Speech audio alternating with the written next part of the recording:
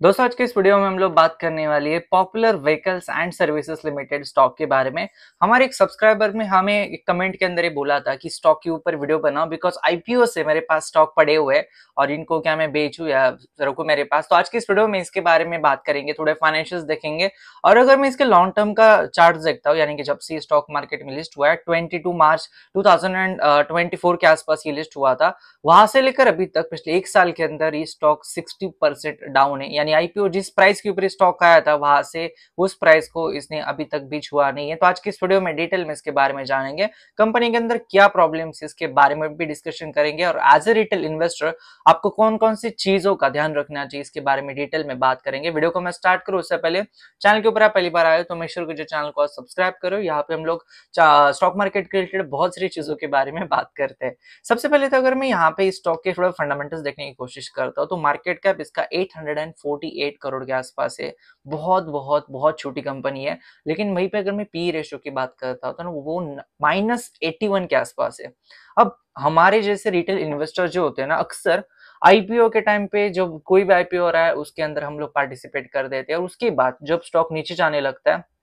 तब हमें पता चलता है कि हमने कुछ ना कुछ गलती की है, या फिर जब हमारे पोर्टफोलियो 10-12-15% के आगे चले जाते हैं माइनस, तो कहीं ना कहीं उस टाइम पे हमें पता चलता है कि हमने क्या गलती की है। और हमें उस टाइम पे रियलाइज भी होता है कि स्टॉक मार्केट में फंडामेंटल्स और स्टॉक मार्केट में जो बेसिक रूल्स है आप उनको कभी भी बाईपास नहीं कर सकते हो। बेसिक रूल्स क्या कहते हैं कि कोई भी कंपनी प्रॉफिट मेकिंग हो अनलेस एंड अनटिल कोई एक्सटर्नल सर्कमस्टेंसेस उसके ऊपर हो या फिर उसका बिजनेस मॉडल ही लॉस मेकिंग से स्टार्ट होता हो, जैसे जोमेटो पेटीएम जैसे स्टॉक हो गया, उनका जो स्टार्टिंग ऑफ द बिजनेस है वो ही कैश बर्निंग से होता है, तो उनकी तो अलग बात होती है। लेकिन कोई बिजनेस से अगर वो बहुत दिनों से स्टॉक मार्केट में है या फिर स्टॉक मार्केट में आने से पहले बहुत दिनों से बिजनेस करता है और उसके बावजूद भी अगर वो लॉस मेकिंग है तो कहीं ना कहीं वो थोड़ी कंसर्न वाली बात होती है। और अगर अगर फिर भी आप ये सोच के पैसे लगाते हो कि बुल मार्केट चल रहा है, 2020 से बुल मार्केट चल रहा है, तो वो आने वाले 10 सालों तक यही रहेगा, हर रोज एक नया हाई लगाएगा मार्केट, तो उस टाइम पे आप ऐसे स्टॉक के अंदर इन्वेस्ट करते हो। बुरे स्टॉक नहीं होता, कोई भी स्टॉक अच्छा और बुरा नहीं होता, बुरे आपकी एंट्री और एग्जिट होती है और ये इंपॉर्टेंट चीज आपको इस स्टॉक में नजर आएगी। अगर आप इसके फाइनेंशियल्स देखने की कोशिश करते हैं दोस्तों, तो स्पेशली रेवेन्यू अगर मैं ईयर ऑन ईयर बेसिस के ऊपर बोलता हूँ तो revenue year on year basis के ऊपर बढ़ रहे हैं। 3000 के आसपास रेवेन्यू थे 2020 में, वहां से बढ़कर 5600 करोड़ के आसपास 2024 में इसने रेवेन्यूज रिपोर्ट किए। अगर मैं इसके प्रॉफिट्स की बात करता हूँ तो 2020 में 12 करोड़ के आसपास प्रॉफिट इसने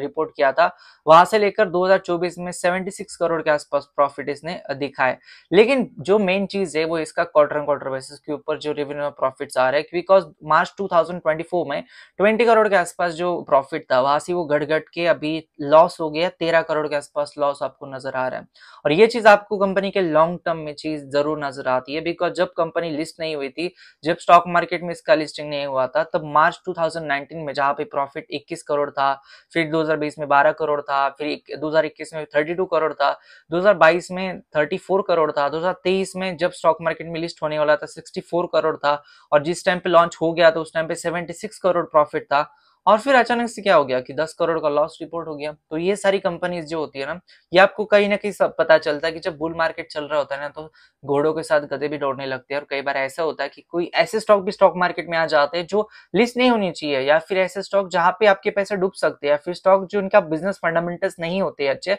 या फिर फ्यूचर प्रोस्पेक्ट उनके अच्छे नहीं होते, ऐसे स्टॉक भी स्टॉक मार्केट में लिस्ट हो जाते हो। और आप जैसे जो रिटेल इन्वेस्टर होते हैं वो कई बार ऐसे स्टॉक के अंदर फंस जाते हैं। तो एज ए इन्वेस्टर आपको इस चीज का हमेशा ध्यान रखना है कि कंपनी का प्रॉफिट आ रहा है या नहीं आ रहा है। और कहीं कभी ना कभी मुझे पर्सनली ऐसा लगता है कि आपको किसी स्टॉक को थोड़ा टाइम देना चाहिए, ना जस्ट बिकॉज लिस्ट हो गया, लिस्टिंग गेन मिल जाएगा 15-20%, इसके लिए आप इन्वेस्ट कर रहे हो, हमेशा आप गलत स्टॉक में फंसने के चांसेस होते हैं। शेयर होल्डिंग पैटर्न को थोड़ा एक बार देख लेते हैं। प्रमोटर के पास 61% के आसपास स्टेक है, रिटेलर के पास 17.45 है, एफआईएस के पास 10.88% के आसपास स्टेक है। अब इंपॉर्टेंट बात क्या है कि लिस्ट हुआ था 280 रुपए के आसपास, 290 रुपए के आसपास, वहां से लेकर 114 रुपए के आसपास ये आज ट्रेड कर रहा है फ्राइडे के दिन 7 अगस्त को। आपको एक चीज हमेशा ध्यान में रखनी चाहिए, हालांकि ये कोई बायर सेल रिकमेंडेशन है नहीं, लेकिन जब तक इसके प्रॉफिट्स अच्छे नहीं आते हैं तो आपको थोड़ा कॉशियस रहना है। और अगर obviously it's all about your call, आपको बाय करना सेल करना, बिकॉज आज पर सेबी गाइडलाइन में कोई भी स्टॉक को रिकमेंड नहीं कर सकता हो या फिर बाय और सेल डिसीजन नहीं दे सकता हो, लेकिन थोड़ा कॉशियस रहना पड़ेगा बिकॉज कंपनी कंटिन्यूसली लॉस कर रही है। और अगेन आपको फाइनेंशियल्स के अंदर स्टेबिलिटी बहुत इंपॉर्टेंट है। जब तक स्टेबिलिटी नहीं आती, आप किसी भी स्टॉक के अंदर इन्वेस्ट करने से पहले थोड़ा सोच समझ के इन्वेस्ट करो, नॉट जस्ट बाकी सब लोग दौड़ रहे किसी स्टॉक के पीछे इसलिए आप इन्वेस्ट कर रहे हो। तो ये था आज का वीडियो को कमेंट करो, सबसे पहले चैनल को सब्सक्राइब कर देना। धन्यवाद दोस्तों ये वीडियो देखने के लिए, धन्यवाद।